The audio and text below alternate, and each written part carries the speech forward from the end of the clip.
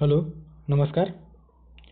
MPSC daily PYQs analysis या video सिरीजमध्ये तुम्हा सर्वांचं स्वागत आहे. या ठिकाणी आपण डे 36 मधील जे काही अर्थशास्त्र या विषयाअंतर्गत आपण जे मागील वर्षातील प्रश्न आपल्या टेलिग्राम चॅनलच्या क्विज बॅचमध्ये पोस्ट केलेले होते ते आपण या ठिकाणी डिस्कस करणार आहोत.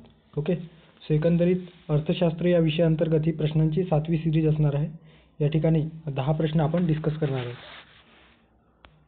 आता आपण एकंदरीत हे जे काही इनिशिएटिव्ह घेतलेलं आहे त्यामध्ये जे काही आयोगाने जे प्रश्न विचारलेले आहेत मागील वर्षातील जे PYQs आहेत ते एकंदरीतच आपल्याला PYQच्या चांगल्या पद्धतीने प्रत्येक प्रश्न ॲनालाइज करून त्या पद्धतीने येणाऱ्या काळामध्ये आपण जर मागील वर्षातील प्रश्नपत्रिकेच्या बेसवर जर एखादा प्रश्न आला तर ते सॉल्व्ह करता यावा या अनुषंगाने आपण हे इनिशिएटिव्ह सुरू केलेलं आहे. ओके, सो सुरू करूयात. पहिला प्रश्न. आता या ठिकाणी पहिला जो प्रश्न आहे, पेमेंट बँकेची वैशिष्ट्ये, प्रमुख वैशिष्ट्ये डॅश डॅश आहेत, योग्य वाक्य निवडा अशा पद्धतीने या ठिकाणी प्रश्न विचारलेला आहे आणि कंबाईन पूर्वपरीक्षा 2020 मध्ये विचारलेला प्रश्न आहे. ओके, सो पेमेंट बँकेची जी काही प्रमुख वैशिष्ट्ये आहेत त्यामध्ये कुठले वैशिष्ट्य आपल्याला दिसून येतात. पहिले जे अविधान आहे त्याच्यात काय दिलेलं आहे की प्रति व्यक्ती 1 लाख रुपयापर्यंत ठेवी स्वीकारणे, म्हणजे प्रत्येक व्यक्तीमागे 1 लाख रुपयापर्यंत पेमेंट बँका ठेवी स्वीकारू शकतात काय. त्यानंतर दुसरा स्टेटमेंट ब स्टेटमेंटमध्ये काय आहे तर ATM व डेबिट कार्डची परवानगी देणे किंवा ATM व डेबिट कार्डला परवानगी देणे हे पेमेंट बँकेचे कार्य आहे का. त्यानंतर ATM कार्डला परवानगी देणे क स्टेटमेंट आहे. त्यानंतर आहे कोणत्याही स्वरूपात कर्ज देता येणार नाही. सो कुठले स्टेटमेंट योग्य आहेत, आपल्याला एकंदरीत योग्य विचारलेलं आहे की पेमेंट बँकेची वैशिष्ट्ये कुठले आहेत. ओके, सो थोडक्यात पेमेंट बँकेसंदर्भाने जे काही परीक्षाभिमुख माहिती आहे ते आपण या ठिकाणी बघू आणि कदाचित यावर जे प्रश्न आला तर ते प्रश्न परत आपल्याला म्हणजे ते चुकता कामा नये या उद्देशाने आपण हे डिटेल इन्फॉर्मेशन या ठिकाणी दिलेलं आहे. ओके, सो ते आपण एक रिव्हिजन या स्वरूपात देखील आपण जे काही प्रश्नपत्रिका बघतो आहोत किंवा PYQs बघतो आहोत ते एक प्रकारचे ते प्रश्न आपल्याला एकदम बाय हार्टच व्हायला हवं किंवा पाठांतरच असायला हवं आणि त्यासोबतच ज्या काही ॲडिशनल इन्फॉर्मेशन आहे ते देखील आपल्याला माहीत असावं, जेणेकरून येणाऱ्या काळामध्ये त्या प्रश्नाच्या आवाक्यामध्ये जर एखादा प्रश्न विचारला गेलेला असेल आणि तो आपल्या वाचून झालेला असेल तर ते प्रश्न आपल्याला सहजरित्या सॉल्व्ह करता येईल. ओके, सो पेमेंट बँकेसंदर्भाने आपण माहिती बघूयात की पेमेंट बँक ही इतर कोणत्याही बँकेप्रमाणेच असते, परंतु कोणत्याही क्रेडिट रिस्कचा याच्यामध्ये समावेश नसतो. थोडक्यात काय तर क्रेडिट म्हणजे कुठल्याही प्रकारची गॅरंटी किंवा क्रेडिट देता येत नाही, एकंदरीत लोन वगैरे प्रोव्हाइड करता येत नाही, अशा एकंदरीत या क्रेडिटच्या रिस्क जो दिलेला आहे तो या पेमेंट बँकचे वैशिष्ट्य म्हणून दिसून येतात. आता बहुतेक बँकिंग कामकाज करू शकते, म्हणजे ज्या काही बँकेचे कामकाज असतात तेच कामकाज या पेमेंट बँकेने करू शकतात, मात्र कर्ज देऊ शकत नाही किंवा क्रेडिट कार्ड जारी करू शकत नाही. ओके, सो कर्ज देऊ शकत नाही आणि क्रेडिट कार्ड देखील देऊ शकत नाही किंवा जारी करू शकत नाही. यामध्ये आपल्याला डिमांड डिपॉझिट 1 लाख रुपयेपर्यंत स्वीकारणे, ज्याला आपण ठेवी स्वीकारणे असे म्हणत असतो. ओके, सो जे काही बचत ठेवी आहे ती बचत ठेवी 1 लाख रुपयेपर्यंत स्वीकारली जाते. त्यानंतर आहे रेमिटेन्स सेवा आपल्या ग्राहकांना उपलब्ध करून देणे, मोबाईल पेमेंट असेल, ट्रान्सफर असेल किंवा ऑनलाईन खरेदी संदर्भाने असेल, ATM कार्ड किंवा डेबिट कार्डची परवानगी देणे. त्यानंतर आहे नेट बँकिंग संदर्भाने ज्या काही गोष्टी आहेत ते प्रोव्हाइड करणे. थर्ड पार्टी फंड ट्रान्सफर असेल त्यासारख्या जे काही स्कीम आहे फंड ट्रान्सफर संदर्भाने, मनी ट्रान्सफर संदर्भाने ते प्रोव्हाइड करणे. म्हणजे थोडक्यात काय तर क्रेडिट कार्ड किंवा लोन न देता जे काही बाकीच्या गोष्टी आहेत ऑनलाईन सर्व्हिसेस ते प्रोव्हाइड करण्याचे काम या पेमेंट्स बँकेच्या माध्यमातून केलं जातं आहे. आता सर्वप्रथम पेमेंट बँकची स्थापना म्हणजे पेमेंट बँकेचा जो काही उदय आहे तो कशा पद्धतीने झाला तर सप्टेंबर 2013 मध्ये रिझर्व्ह बँकेने जे काही नचिकेत मोर समिती यांच्या अध्यक्षतेखाली एक लघु उद्योग आणि अल्प उत्पन्न कुटुंबियांसाठी सर्वसमावेशक वित्तीय सेवा या विषयाचा अभ्यास करण्यासाठी एक समिती गठीत केलेली होती. ओके, सो हे लक्षात ठेवा, अतिशय महत्त्वाचं आहे.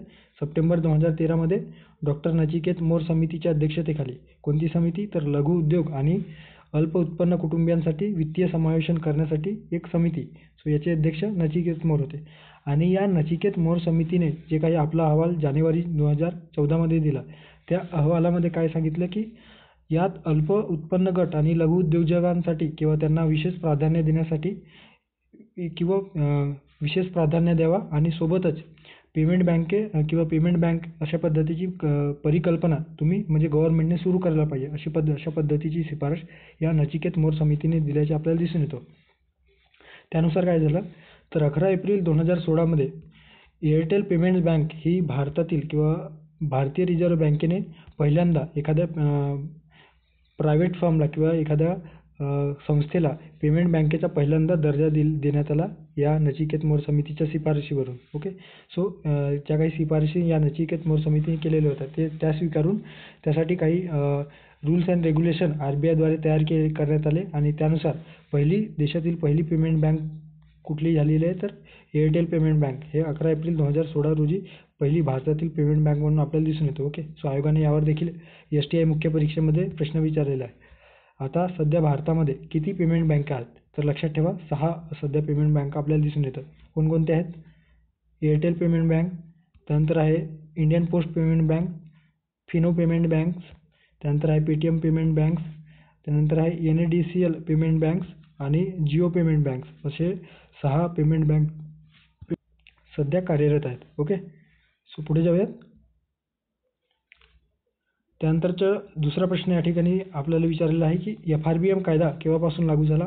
एकंदरीत कंबाईंड ग्रुप सी पूर्व परीक्षा 2022 मध्ये विचारलेला प्रश्न आहे की FRBM कायदा ओके कधी लागू झालेला आहे. ओके.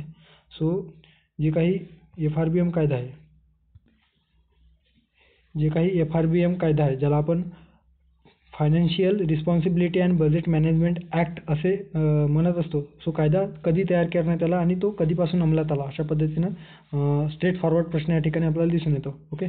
सो हा कायदा आपल्याला दिसून येतो 2003 मध्ये हा कायदा पारित करण्यात आला आणि विशेषतः ज्या काही आपले राजकोषीय धोरण आहे त्या राजकोषीय धोरणांना अधिक चालना देण्यासाठी किंवा राजकोषीय धोरणामध्ये सुधारणा घडवून आणण्यासाठी ज्या काही संकल्पना जी काही आपली आर्थिक तूट असेल किंवा राजकोषीय आणि महसुली तूट वाढत होत्या त्याला कुठेतरी नियंत्रणात आणता यावे यासाठी म्हणून संसदेमध्ये अशा पद्धतीचा कायदा करण्यात आलेला आहे. ओके.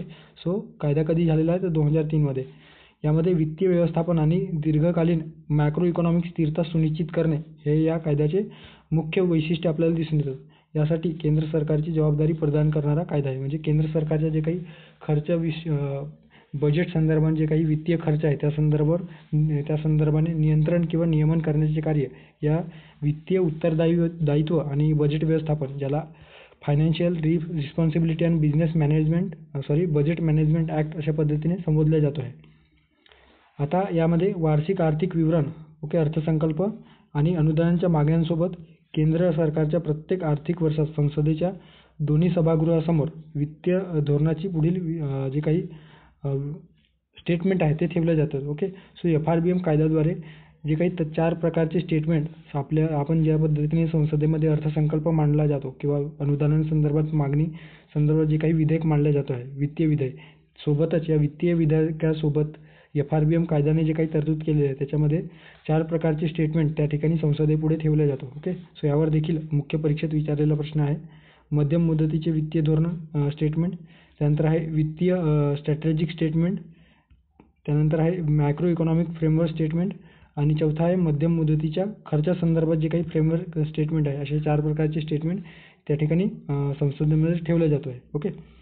आता ही जी काही FRBM कायदा आहे ते आपल्याला कधीपासून लागू झाल्याचे दिसून येतो तर 5 जुलै 2004 पासून संपूर्ण भारतात लागू झाल्याचे आपल्याला दिसून येतो आणि या अंतर्गत मार्च 2009 पर्यंत महसुली तूट शून्यावर आणणे आणि वित्तीय तूटचे प्रमाण कमी करून ते GDPच्या 3% इतका मार्च 2008 पर्यंत करणे अशा पद्धतीने तरतूद या ठिकाणी करण्यात आलेली होती. ओके. सो याचा जे काही लागू म्हणजे इफेक्ट कधी झाला किंवा इफेक्टिव्हली कधी अंमलात आला तर 5 जुलै 2004 पासून. ओके. आणि तेच आपल्याला प्रश्नात विचारलेले आहे.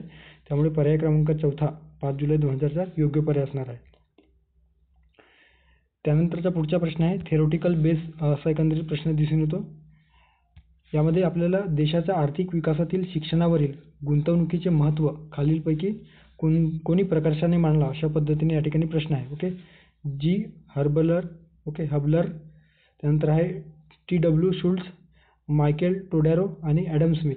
सो कोणते अर्थशास्त्रज्ञ आहे ज्यांनी देशाच्या आर्थिक विकासाचा जो मॉडेल आहे त्यामध्ये शिक्षणाला अधिक महत्त्व दिलेलं आहे. ओके.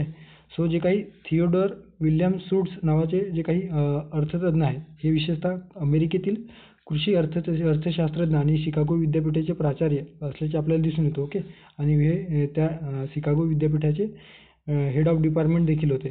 सो 1979 साली त्यांना अर्थशास्त्राचे नोबेल मिळाल्याचे आपल्याला दिसून येतो. ओके. आता कशासाठी मिळवलेलं आहे अर्थशास्त्राचे नोबेल? तर ज्या काही आर्थिक विज्ञान म्हणजे जे काही अर्थशास्त्र आहे, त्या अर्थशास्त्राच्या प्रगतीमध्ये यांचे मोलाचे योगदान दिसून येतो.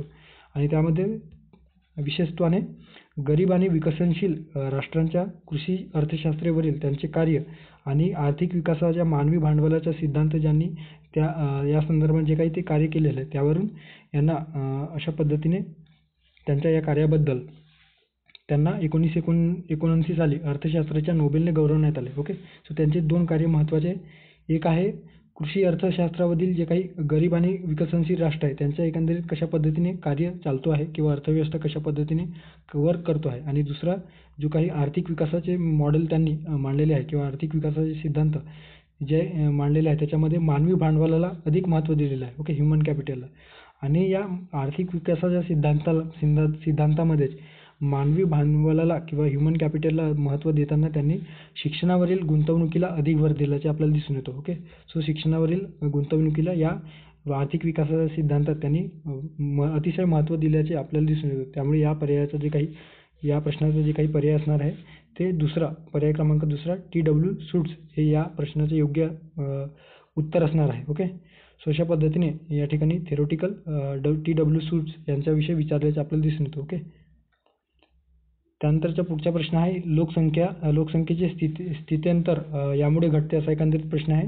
कंबाईन पूर्वपरीक्षा 2022 मध्ये विचारलेला आहे. मृत्यूदरात बदल, जनन दरात बदल, उत्पन्नातील वितरणातील बदल आणि नागरीकरण. सो कुठल्या गोष्टींमुळे लोकसंख्येचे स्थित्यंतर घडून येते? आता स्थित्यंतर म्हणजे काय? तर थोडक्यात स्थित्यंतर म्हणजे होते बदल. ओके. सो स्थित्यंतर म्हणजे जन्मदरात, मृत्यूदरात बदल झाल्याने लोकसंख्येच्या प्रमाणामध्ये कशा पद्धतीने बदल होतो, त्यालाच लोकसंख्याशास्त्रीय स्थित्यंतर म्हटले जातो आहे. ओके. आधुनिक आर्थिक वाढीच्या ऐतिहासिक अनुभवाच्या जगभरात झालेल्या अभ्यासातून आपल्याला लोकसंख्याशास्त्रीय बदलाचा एकंदरीत जे काही मॉडेल विकसित झालेलं आहे, तर त्यालाच आपण लोकसंख्याशास्त्रीय स्थित्यंतर म्हटले जातो आहे. ओके. थोडक्यात काय, तर लोकसंख्येच्या प्रमाणामध्ये कोणत्या घटकांमुळे बदल झालेला आहे, तर त्या बदलाच्या अनुषंगाने आपण ते जेव्हा अभ्यासतो, तर त्यालाच लोकसंख्येचे एक प्रकारचे स्थित्यंतर किंवा संक्रमण देखील आपण त्याला म्हणत असतो. ओके. सो त्या संदर्भाने 2 गोष्टी खूप महत्त्वाच्या. एक आहे जन्मदर आणि मृत्यूदर. जनन दर कशा पद्धतीने आहे आणि मृत्यूदराचा जो काही प्रमाण आहे, तो या ठिकाणी कशा पद्धतीने दिसून येतो. सो या ठिकाणी कोणत्या गोष्टीमुळे घडून येतो, तर आपल्याला मृत्यूदर आणि जनन दरातील बदल किंवा जन्मदरातील बदल या गोष्टींमुळे आपल्याला लोकसंख्या संक्रमणाचे जे काही वेगवेगळे टप्पे आहेत, ते आपल्याला दिसून येतं. सो अ आणि ब या ठिकाणी योग्य पर्याय असणार आहे. आता लोकसंख्या संक्रमणाचे टप्पे जे आहेत, ते आपण ऑलरेडी आपल्या जे काही अर्थशास्त्र या विषयाअंतर्गत आपण राज्यसेवा पूर्वपरीक्षेसाठी रिव्हिजन सिरीज आपल्या यूट्यूब चॅनलवर बघितलेलं आहे. त्यामध्ये ऑलरेडी डिस्कस केलेलं आहे. ओके. सो ते तुम्ही जाऊन बघू शकता किंवा या ठिकाणी देखील ते इन्फॉर्मेशन दिलेले आहे, ज्यामध्ये पहिला टप्पा कशा पद्धतीने लोकसंख्येचे घटता दर दर्शवतो. दुसऱ्या टप्प्यात काय होतं, तर दुसऱ्या टप्प्यामध्ये लोकसंख्येचा विस्फोट आपल्याला झाल्याचे आपल्याला दिसून येतो. ओके. कारण यामध्ये लोकसंख्येचा वाढता दर आणि मृत्यूदराचा जो प्रमाण आहे, तो कमी झालेला असतो. आणि तिसऱ्या टप्प्यामध्ये लोकसंख्या थोडा स्थिर होताना दिसून येतो. ओके. सो त्या संदर्भाने या ठिकाणी माहिती दिलेली आहे. ओके. ते तुम्ही नंतर वाचा. पुढे जाऊयात. त्यानंतर पुढचा प्रश्न आहे भारतमाला परियोजनेचे लक्ष्य आहे. ओके. सो भारतमाला परियोजनेचे कुठले लक्ष्य आहेत? आता तत्पूर्वी आपल्याला भारतमाला परियोजना म्हणजे नेमकं काय आहे, ते आपल्याला माहिती असणे अपेक्षित आहे. ओके. सो भारतमाला प्रकल्प किंवा भारतमाला परियोजना आपल्याला महामार्ग क्षेत्रासाठी एक नवीन एकछत्री कार्यक्रम दिसून येतो. आता या अंतर्गत कुठल्या गोष्टींचा उल्लेख किंवा कोणत्या गोष्टींचा समावेश केला जातो आहे, तर आर्थिक कॉरिडॉर म्हणजे इकॉनॉमिक कॉरिडॉर तयार करणे, इंटर कॉरिडॉर, फीडर मार्ग तयार करणे, राष्ट्रीय कॉरिडॉर तयार करणे, त्यांच्या कार्यक्षमतेत सुधारणा घडवून आणणे. त्यानंतर जे काही बाउंड्रीज आहेत, सीमा असतील, आंतरराष्ट्रीय कनेक्टिव्हिटी असतील. ओके. आंतरराष्ट्रीय म्हणजे इंटरनॅशनल कनेक्टिव्हिटी रस्ते असतील. त्यानंतर किनारपट्टी असेल, बंदर कनेक्टिव्हिटी असतील, रस्ते तयार करणे असतील, ग्रीनफील्ड द्रुतगती महामार्ग संदर्भाने कार्य करायचे असतील. सो या वेगवेगळ्या प्रकल्पांच्या किंवा या वेगवेगळ्या कामाच्या उद्देशाने आपला जो काही इन्फ्रास्ट्रक्चर आहे, विशेषतः रोड ट्रान्सपोर्टच्या बाबतीत जे काही इन्फ्रास्ट्रक्चर आहे, ते डेव्हलपमेंट करण्यासाठी या परियोजनेची, भारतमाला परियोजनेची एकंदर सुरुवात आपल्याला झाल्याचे दिसून येतो. ओके. सो याचे जे काही विशेष कार्य आहे ते आपल्याला पायाभूत सुविधांच्या जे काही कमतरता होत्या ते भरून काढण्यासाठी ही परियोजना आपल्याला सुरू झाल्याचे आपल्याला दिसून येतो. ओके. आणि याचे जे काही मुख्य उद्देश आहे ते देशभरातील मालवाहतूक आणि प्रवासी वाहतुकीची कार्यक्षमता वाढवणे असा एकंदरीत या भारतमाला परियोजनेच्या माध्यमातून रोड ट्रान्सपोर्टेशन डेव्हलप करून जी काही अर्थव्यवस्था आहे त्या अर्थव्यवस्थेला गती देणे हे यामागचा एक उद्देश होता. ओके. याची सुरुवात आपल्याला 2015 मध्ये झाल्याचे दिसून येतो. सो आता आपले जे काही लक्ष्य आहेत त्यामध्ये कुठले लक्ष्य आपल्याला दिसून येतात ते बघूयात.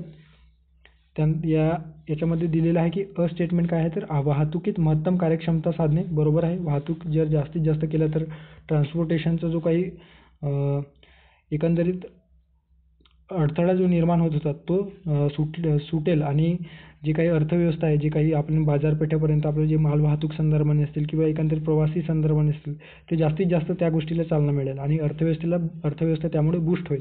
सो तर 100% बरोबर असणार आहे. त्यानंतर आर्थिक विधी मार्गिका तयार करणे, जे आपण इकॉनॉमिक कॉरिडॉर बघितलेलं आहे की इकॉनॉमिक कॉरिडॉर तयार करणे बरोबर आहे का. सो बरोबर आहे. इकॉनॉमिक कॉरिडॉर किंवा आर्थिक कॉरिडॉर तयार करणे हे आहे. सो ब देखील बरोबर आहे. सागरी किनारे किंवा सागर किनारे आणि बंदरे यांची जोडणी सुधारणे. सो या ठिकाणी बघू शकता किनारपट्टी तसेच बंदर कनेक्टिव्हिटी रस्ते तयार करणे किंवा सुधारणे. सो हे देखील बरोबर आहे. ओके. त्यामुळे अ, ब, क तीनही पर्याय बरोबर असल्या कारणानं या प्रश्नाचे योग्य पर्याय असणार आहे वरीलपैकी सर्व. ओके. त्यानंतर पुढचा प्रश्न आहे एकंदरीत या ठिकाणी कुझनेट वक्रच्या अनुषंगाने या ठिकाणी प्रश्न विचारलेला आहे. राज्यसेवा मुख्य परीक्षा 2022 मध्ये विचारलेला प्रश्न आहे.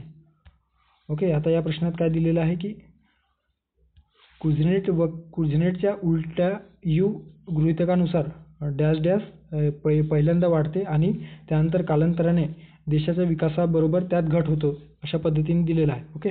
सो जेव्हा कुझनेटचा वक्र उलट्या दिशेने क्रम करतो किंवा यू आकाराचा जो उलटा यू आकार अशा पद्धतीने उलटा यू गृहीतानुसार जे काही कार्य करतो त्यामध्ये सुरुवातीला पहिल्यांदा वाढतो त्यानंतर त्याच्या कालांतराने देशाच्या विकासाबरोबर त्यात घट होतो अशा पद्धतीने दिलेलं आहे. त्याच्यामध्ये काय वाढतो. ओके. सो व्याजदर वाढतो काय, पैशाचा पुरवठा वाढतो काय, उत्पन्नातील विषमता वाढतो काय की गुंतवणूक वाढतो अशा पद्धतीने या ठिकाणी दिलेलं आहे. ओके. आता बघूयात कुझनेट वक्र काय आहे. तर या ठिकाणी बघू शकता हे इनइक्वॅलिटी असमानता आहे आणि इन्कम पर कॅपिटा इन्कम आहे. ओके. म्हणजे सुरुवातीला जेव्हा थोडक्यात आपण जे काही हे डायग्राम आहे ग्राफ आहे ते समजून घेतल्यानंतर आपल्याला व्यवस्थित कळेल. जेव्हा समजा या ठिकाणी इन्कम आपला लोएस्ट आहे. ओके. समजा 100 रुपये इन्कम असेल तर त्यावेळेस आपली जी इनइक्वॅलिटी असमानता असते म्हणजे आर्थिक असमानता गरीब आणि श्रीमंताची जी दरी असते ते थोडी जास्त असते. म्हणजे या स्टेजवर कमी होते. त्यानंतर जसं या ठिकाणी उत्पन्न वाढत जाते तसतसे त्या उत्पन्नाच्या वाढत्या प्रमाणामध्ये गरीब आणि श्रीमंतांची दरी देखील वाढत जाते म्हणजे इनइक्वॅलिटी देखील वाढत जाते. आणि या लेवलवर म्हणजे एका पीक ओके या एका विशिष्ट लेवलवर जेव्हा या ठिकाणी समजा जो असमानतेचा जो प्रमाण असेल तो 50% किंवा 60% असेल. ओके. आणि इन्कमचा जो दर असेल तो 200 रुपये पर कॅपिटा अशा पद्धतीने 200 रुपये पर कॅपिटा असेल आणि या 200 रुपयावर किती टक्के इनइक्वॅलिटी म्हणजे एखादा श्रीमंत व्यक्ती असेल तर त्याच्याकडे 200 रुपये आहे आणि गरीब व्यक्तीकडे म्हणजे एखाद्या श्रीमंत व्यक्तीकडे 240 रुपये आहे आणि फक्त गरीब व्यक्तीकडे 40 रुपये आहे. तर त्यांच्यातील जी काही दरी आहे ते आपल्याला किती दिसून येतो तर 200 रुपयाची दरी दिसून येतो. ओके. आणि ते एकंदरीत इनइक्वॅलिटीचं प्रमाण जर विचारात घेतलं तर ते 60% आपल्याला प्रमाण दिसून येतो. सो त्यानंतर काय होतं तर यांचा इन्कम वाढत गेला तरी जे काही सोबत यांच्या वाढत्या इन्कमसोबत जे काही इनइक्वॅलिटीचे किंवा असमानतेचे प्रमाण जे काही बाकीचे घटक आहेत रिस्पॉन्सिबल त्यामुळे हे जे प्रमाण आहे ते देखील कमी होऊ लागतात. आणि अशा वेळेस या इन्कम वाढल्या कारणाने हे जे काही उद्योजक वगैरे किंवा श्रीमंत वगैरे खर्च करतात आणि खर्च केल्याने त्या वस्तूंचा जो काही उत्पादन आहे त्या उत्पादनाला चालना मिळते किंवा एखाद्या वस्तूवर ते खर्च करतात किंवा वस्तू खरेदी करण्यासाठी बाजारामध्ये मागणी करतात त्यावेळेस त्या वस्तूंची मागणी वाढते आणि अशा वेळेस त्या वस्तूंची मागणी वाढल्या कारणानं त्या वस्तूच्या प्रोडक्शनला देखील चालना मिळतो आणि प्रोडक्शनला चालना मिळाला की एकंदरीत जे काही कामगार किंवा श्रमिक वर्ग आहे त्यांना काम उपलब्ध होतं आणि एकंदरीत त्यांच्यातील जे काही उत्पन्नाची विषमता आहे ते कमी होते. अशा पद्धतीने या ठिकाणी कुझनेट वक्रवर या ठिकाणी दिलेलं आहे. ओके. आता being MA in economics student मी ह्या गोष्टी तुम्हाला एक चांगल्या पद्धतीने नक्कीच एक्सप्लेन करू शकत असेल. Hope so. सो या ठिकाणी 1950 ते 60च्या दशकामध्ये आपल्याला सायमन कुझनेट नावाचे जे काही अर्थतज्ज्ञ होते यांनी हे स्पष्ट केलेलं आहे. याच्यामध्ये बाजारातील शक्ती म्हणजे मार्केट फोर्स आणि उत्पन्नाचे जे काही ग्राफिक डिझाईन आहे किंवा ग्राफिक इंडेक्स आहे त्यानुसार हे जे काही कुझनेट वक्र आहे ते स्पष्ट केलेलं आहे. आताच थोडक्यात सांगितल्याप्रमाणे हे आपण ग्राफ बघितलेला आहे. ओके. सो कुझनेट वक्र ही असे सूचित करतो की समाजाचे औद्योगिकीकरण होत असताना, ओके, इंडस्ट्रियलायझेशन होत असताना अर्थव्यवस्थेचे केंद्र ग्रामीण भागाकडून शहराकडे वळते आणि ग्रामीण मजूर जसे की शेतकरी, त्यानंतर चांगल्या पगाराच्या नोकऱ्यासाठी किंवा शेतकरी असेल किंवा मजूर असतील इतर, हे चांगल्या पगाराच्या नोकऱ्या शोधण्यासाठी स्थलांतर करू लागतात. आणि काय होतं तर या स्थलांतरामुळे ग्रामीण व शहरी उत्पन्नामध्ये मोठी तफावत निर्माण होते. ओके. जी ही तफावत दिसून येते. इकडचे जे काही या स्तरावर जे काही असणारे जे कार्यकर्ते आहेत, हे शेतकरी वर्ग किंवा कामगार वर्ग, आणि इकडे जो उत्पन्नाची जी विषमता आहे ते आपल्याला अशा पद्धतीने दिसून येतो. ओके. आणि त्यानंतर हळूहळू इकडे शहरी भागामध्ये स्थलांतर केल्याच्यानंतर त्या शेतकरी वर्गांना किंवा मजुरांना जेव्हा रोजगार प्राप्त होतो तेव्हा त्यांच्यातील जे काही अधिक चांगल्या पद्धतीने रोजगार प्राप्त झाल्याने आर्थिक जी विषमता आहे ती हळूहळू कमी व्हायला लागते आणि अशा पद्धतीने जे काही ग्राफ आहे तो खालती येण्याला सुरुवात होतो. ओके. सो आणि शहरी लोकसंख्या वाढल्याने ग्रामीण लोकसंख्या ही कमी होत जाते. ओके. सो परंतु कुझनेटच्या गृहीतनुसार काय दिसून येतो तर जेव्हा सरासरी उत्पन्नाची एक विशिष्ट पातळी गाठली जाते, ओके, या ठिकाणी सरासरी उत्पन्नाची विशिष्ट पातळी आहे, ही विशिष्ट पातळी गाठल्याच्या नंतर आपल्याला काय दिसून येतो तर लोकशाही आणि कल्याणकारी राज्याच्या विकासासारख्या औद्योगिकीकरणाशी संबंधित प्रक्रिया बळकट होतात आणि तीच आर्थिक असमानता कमी होण्यास अपेक्षित होते किंवा अपेक्षित असते किंवा कमी होते. ओके. थोडक्यात या लेवलच्या नंतर किंवा अशा पद्धतीने ही लेवल तयार होते आणि या लेवलवर जो काही इन्कम पर कॅपिटा इन्कम असते आणि या ठिकाणी इनइक्वॅलिटी असते ते एका पीकपर्यंत असतो. त्यानंतर जर इन्कम पर कॅपिटा इन्कम वाढला तर त्यानंतर असमानता कमी होत असतो. ओके. सो अशा पद्धतीने आपण या ठिकाणी बघितलेलं आहे. सो या ठिकाणी पहिल्यांदा काय वाढतं तर पहिल्यांदा इनइक्वॅलिटी वाढतो म्हणजे उत्पन्नातील विषमता वाढते. ओके. त्यामुळे पर्याय क्रमांक 3 या ठिकाणी योग्य पर्याय असणार आहे. ओके. त्यानंतरचा प्रश्न आहे 7वा प्रश्न. आता यात दिलेलं आहे की पुढील 2 विधानांपैकी कोणते योग्य आहे. ओके. राज्यसेवा मुख्य परीक्षा 2015 मध्ये विचारलेला प्रश्न आहे. राष्ट्रीय अन्न सुरक्षा अधिनियम 2013 यावर्षी संमत करण्यात आले. तर या ठिकाणी जे कीवर्ड आहे ते खूप महत्त्वाचं आहे. या ठिकाणी संमत करण्यात आले अशा पद्धतीने दिलेलं आहे, ना की लागू करण्यात आले. ओके. त्यानंतर दुसरा पर्याय आहे की विशेष आर्थिक क्षेत्र अधिनियम, okay, special economic zone rules जे आहे किंवा ॲक्ट आहे ते 2005 साली लागू झाला. ओके. या ठिकाणी लागू झाला अशा पद्धतीने दिलेलं आहे. कायदा कधी संमत करण्यात आला असं नाही तर ते लागू कधी झाला. आता थोडक्यात जे काही हे दोन्ही स्टेटमेंट आहेत ते बघूयात. आता जे काही विशेष आर्थिक क्षेत्र आहे, ओके, दुसरा स्टेटमेंट ब स्टेटमेंटमध्ये जे दिलेलं आहे की स्पेशल इकॉनॉमिक झोन संदर्भाने ते कधी सुरुवात झाली तर त्याला जे धोरण आहे ते कधी सुरू झाले तर एप्रिल 2000 मध्ये हे धोरण सुरू झाल्याचे आपल्याला दिसून येतो. आणि त्या संदर्भात जो काही कायदा आहे तो संसदेमध्ये कधी पास करण्यात आला तर विशेष आर्थिक क्षेत्र कायदा मे 2005 मध्ये. ओके. मे 2005 मध्ये हे कायदा आपल्याला केल्याचे आपल्याला दिसून येतो. ओके. आणि याची जी काही राष्ट्रपतींकडून मान्यता 23 जून 2005ला मिळाल्याचे आपल्याला दिसून येतो. आता जर कायदा कधी संमत करण्यात आला असा प्रश्न जर विचारलेला असता तर जे काही ब स्टेटमेंट आहे ते बरोबर राहिलं असतं. मात्र ते आपल्याला विचारलेलं आहे की लागू कधी करण्यात आला किंवा लागू कधी झाला. सो लागू कधी झाला तर 10 फेब्रुवारी 2006 रोजी. ओके. सो 10 फेब्रुवारी 2006ला एकंदरीत लागू झाल्याचे आपल्याला दिसून येतो. ओके. किंवा अंमलात आल्याचे दिसून येतं. त्यामुळे ब स्टेटमेंट या ठिकाणी चुकीचं असणार आहे. ओके. आता जे अ स्टेटमेंट आहे ते अ स्टेटमेंट संदर्भाने जे काही परीक्षेत विचारले गेलेले आतापर्यंत जे इन्फॉर्मेशन आहे आणि जे क्वेश्चन आहे त्यावरून हे इन्फॉर्मेशन या ठिकाणी दिलेलं आहे. ओके. यात राष्ट्रीय अन्न सुरक्षा कायदा 2013 मध्ये आहे, ज्याला अन्न हक्क कायदा म्हणून ओळखला जातो. ओके. महत्त्वाचं आहे, याला अन्न हक्क कायदा देखील म्हटला जातो आहे. हा एक आपल्याला काय दिसून येतो तर या अंतर्गत जवळपास 1 अब्ज म्हणजे 1.4 अब्ज लोकसंख्येपैकी सुमारे 2/3 लोकांना सवलतीच्या दरात अन्नधान्य प्रदान करणे अशा पद्धतीने या जे काही अन्न सुरक्षा कायदा आहे तो अन्न सुरक्षा कायदा तयार करण्यामागचा हेतू आहे. ओके. म्हणजे सवलतीच्या दरामध्ये जे काही गरीब असतील किंवा श्रमिक वर्ग असतील किंवा अतिशय वल्नरेबल सेक्शन आहे त्यांच्यापर्यंत जे काही आपण आपल्या MDGs आणि SDGsमध्ये जे काही गोल ठरवलेलं आहे की जागतिक भुकेचे निर्मूलन करणे. तर त्या संदर्भाने आपण हे जे काही महत्त्वाचे पावलं आहे ते आपण 2013मध्ये या राष्ट्रीय अन्न सुरक्षा कायद्याअंतर्गत उचललेलं आहे. ओके. सो सवलतीच्या दरात अन्नधान्य प्रदान करणे हे याचे मुख्य हेतू आपल्याला दिसून येतो. आता हे जे काही कायदा आहे ते आपण कधी केलेला आहे तर 2013मध्ये आणि लागू कधी झाला तर हे 5 जुलै 2013 रोजी पूर्वलक्षी प्रभावाने लागू झालेलं आहे. ओके. यावर स्वाक्षरी 12 सप्टेंबर 2013 रोजी राष्ट्रपतींची स्वाक्षरी मिळाली.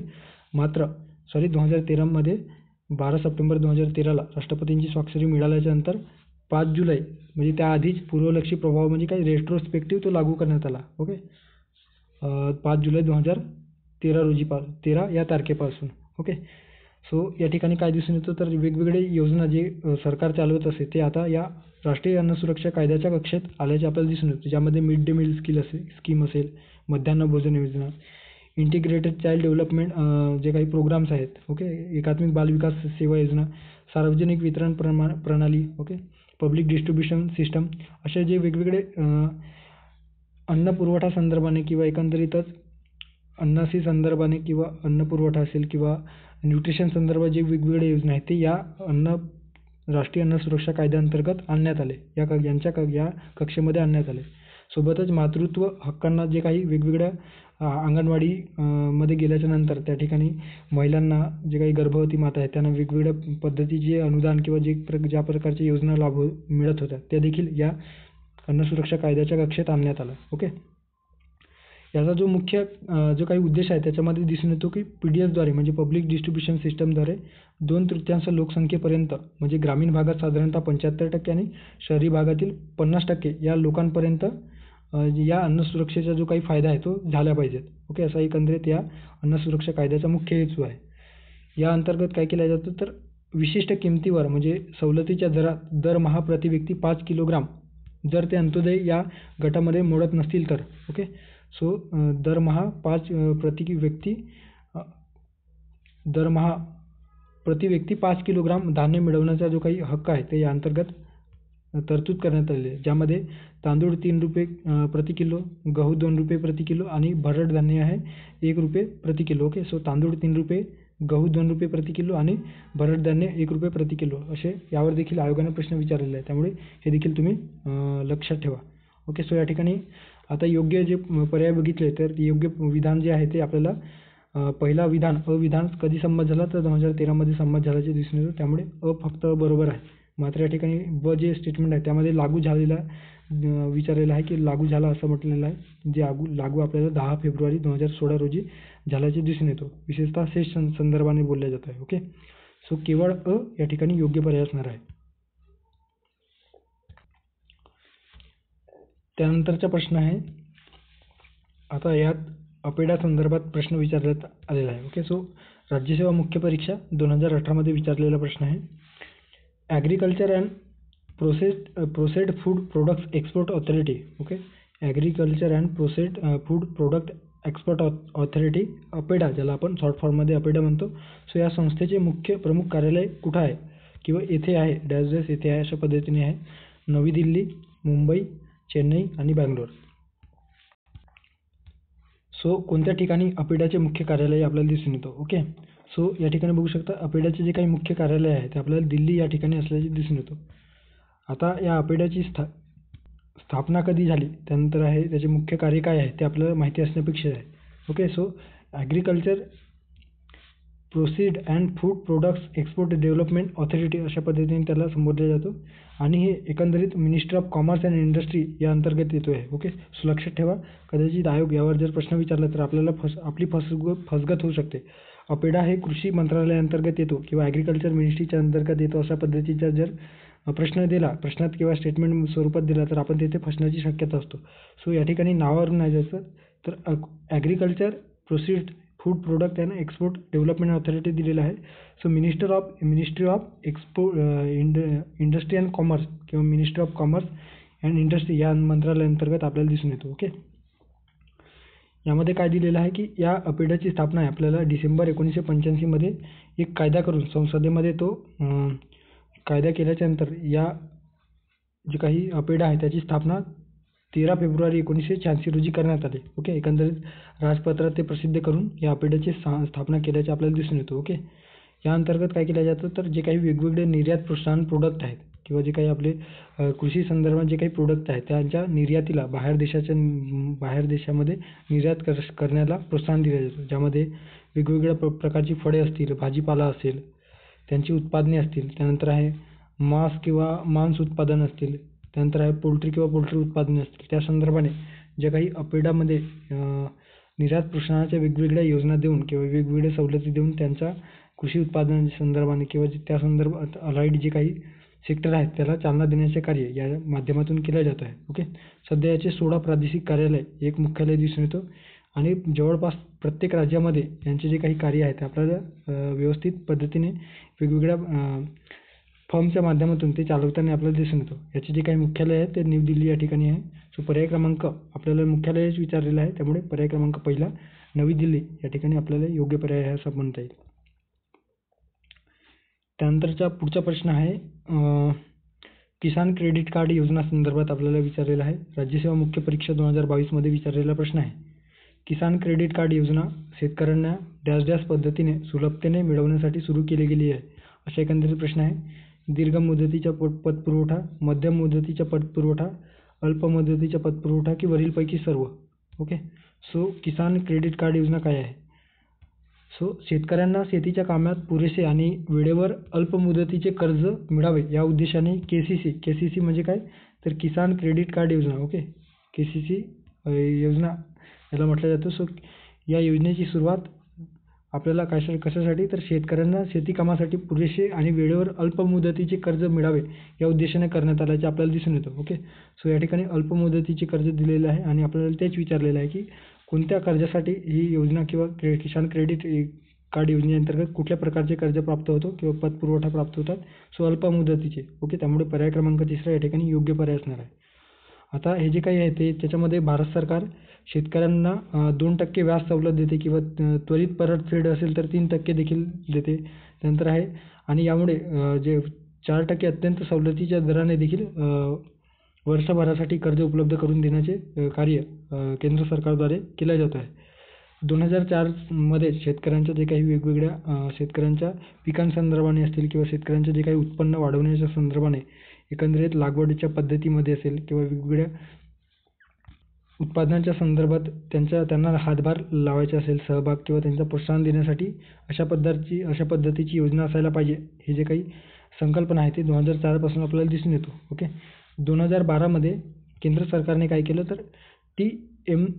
भसीन यांच्या अध्यक्षतेखाली एक समिती किंवा कार्यगट स्थापन केले आणि हे कार्यगट किसान जे काही म्हणजे शेतकऱ्यांसंदर्भाने जे काही रिफॉर्म्स आहेत ते घडवून आणण्यासाठी पुनर्विचार करेल. ज्या काही गव्हर्नमेंटमध्ये जे रिफॉर्म्स घडवून आलेले आहेत त्याचा पुनर्विचार करून त्यामध्ये कुठल्या पद्धतीने आणि विशेषतः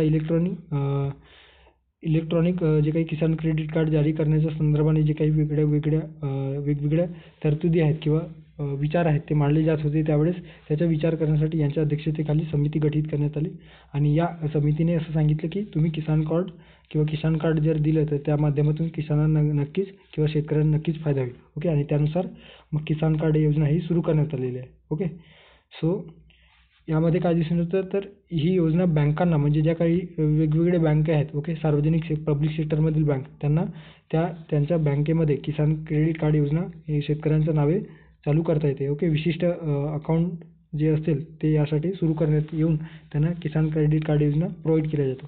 त्या ठिकाणी अल्प मुदतीचा पतपुरवठा योग्य पर्याय आहे. त्यानंतरचा पुढचा प्रश्न आहे आणि शेवटचा प्रश्न, खालील कोणता देश सार्कचा भाग नाही. ओके, सार्क देशासंदर्भात विचारलेला आहे. राज्यसेवा मुख्य परीक्षा 2018 मध्ये विचारलेला प्रश्न आहे. अफगाणिस्तान, नेपाळ, इस्रायल की पाकिस्तान. ओके, या ठिकाणी इस्रायल हे जे काही पर्याय आहेत या ठिकाणी आपल्याला योग्य पर्याय असल्याचे आपल्याला दिसून येतो. आता जे काही दक्षिण आशियाई प्रादेशिक सहकारी संघटना आहे, okay, south Asian association for reconstruction cooperation अशा पद्धतीने आपल्याला दिसून येतो. Okay, regional cooperation south Asian association for regional cooperation SAARC. So ही दक्षिण आशियातील राज्यांची प्रादेशिक आंतरसरकारी संघटना आणि भूराजकीय संघटना दिसून येतो. आता यामध्ये कोणते कोणते देश आहेत तर अफगाणिस्तान आहे, बांगलादेश आहे, भूतान आहे, मालदीव्ज आहे, त्यानंतर आहे भारत आहे आपला, मालदीव, त्यानंतर पाकिस्तान आणि श्रीलंका. ओके, असे किती देश आहेत? अफगाणिस्तान, बांगलादेश, भूतान, भारत, मालदीव, नेपाळ, पाकिस्तान आणि श्रीलंका. ओके, सो असे 8 देश आपल्याला दिसून येतात. आता 8 देश लक्षात कसं ठेवायचं तर त्याच्यासाठी काही ट्रिक आहे का तर नक्कीच ट्रिक आहे. MBBS पेन असं लक्षात ठेवा. आता MBBS पेन काय तर MBBS पेन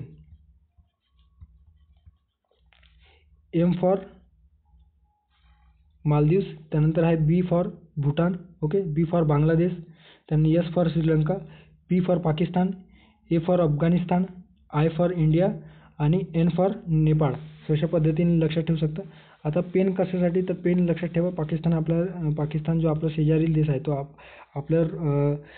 आपला सध्या त्यांच्याशी खटके उडत असतात. ओके, वेगवेगळ्या गोष्टीवरून. सो आपल्यासाठी हे म्हणजे पेनफुल असते. सो अशा पद्धतीने MBBS कशासाठी पेन दूर करण्यासाठी जे डॉक्टर असतात ते असतात. तर तशा पद्धतीने तुम्ही MBBS पेन असं ट्रिक लक्षात ठेवून किंवा एक निमोनिकच्या माध्यमातून हे लक्षात ठेवू शकता. ओके, सो MBBS पेन यावरून या सदस्य देशांची नावे तुम्ही लक्षात ठेवू शकता. आता याची स्थापना झालेली आहे ती 8 डिसेंबर 1985 रोजी ढाका, बांगलादेश देशातील ढाका या ठिकाणी याची स्थापना झाल्याचे आपल्याला दिसून येतो. ओके, सो या ठिकाणी कुठला देश नसणार आहे तर अफगाणिस्तान, नेपाळ आणि पाकिस्तान आहे. मात्र इस्रायल या 60च्या आपल्याला सदस्य देश दिसून येत नाही. ओके, सो अशा पद्धतीने आपण 10 प्रश्न या ठिकाणी अर्थशास्त्र या विषयांतर्गत पोस्ट केलेले आहेत, जे आपण क्विज बॅच सुरू केलेलं आहे, ज्यामध्ये आपण डेली स्वरूपात प्रत्येक विषयाच्या आयोगाने विचारलेल्या प्रश्नांचा ते प्रश्न आपण क्विज फॉर्ममध्ये देतो आहोत आणि त्या ठिकाणी मुलं ते क्विज सॉल्व करतात, अटेम्प्ट करतात आणि त्यानंतर आपण त्यांना डिटेल एक्सप्लेनेशन देखील प्रोव्हाइड करतो आहोत. ओके, जर ते क्विज बॅच जॉईन करायची असेल तर त्या संदर्भाने सविस्तर इन्फॉर्मेशन या टेलिग्राम चॅनलवर दिलेलं आहे. ओके, सो भेटूया पुढच्या व्हिडिओमध्ये. थांबूया त्या ठिकाणी. धन्यवाद. थँक्यू.